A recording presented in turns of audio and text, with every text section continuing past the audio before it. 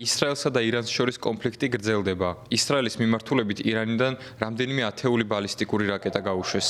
18 ივნისის დილას რაკეტები შეინიშნებოდა იერუსალიმისა და თელ-ავივის ცაზე. ისრაელი აცხადებს, რომ ყველა რაკეტა საჰაერო თავდაცვის სისტემამ გაანეიტრალა. საპასუხოდ ისრაელის საჰაერო ძალებმა თეირანზე მასშტაბური იერიშები მიიტანა. ისრაელი ამტკიცებს, რომ ირანზე ფართომასშტაბიანი სამხედრო ოპერაცია აუცილებელია, რათა ირანმა ატომური იარაღის საბოლოოდ შექმნა ვერ მოახერხოს.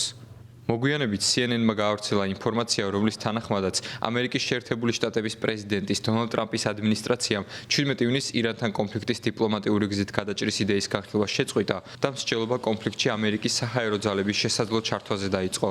თუმცა CNN-ის ანონიმური წყაროები აცხადებენ, რომ თეირანის მხრიდან მნიშვნელოვანი დათმობების შემთხვევაში მოლაპარაკება შესაძლებელი იქნება.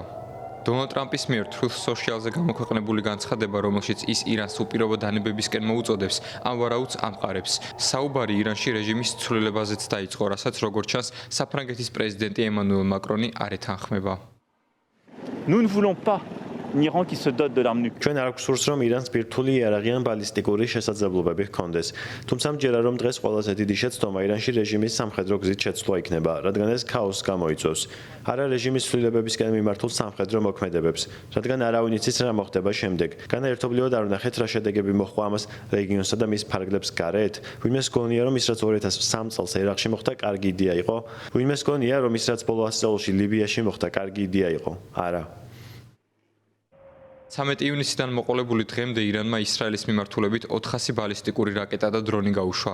ზოგიერთი რაკეტა იორდანიის ცაზეც შენიშნეს, რაზეც ქვეყნის მთავრობამ განაცხადა, რომ გაანეიტრალებს ნებისმიერ რაკეტას, რომელიც იორდანიის საჰაერო სივრცეში შევა, რათა მათი ქვეყნის ტერიტორიაზე ჩამოვარდნის რისკები თავიდან აიცილონ. ისრაელის საჰაერო იერიშების შედეგად ირანში 230-ზე მეტი ადამიანია დაღუპული, ხოლო ირანულ ბალისტიკურ რაკეტებს 24 ისრაელელი ემსხვერპლა.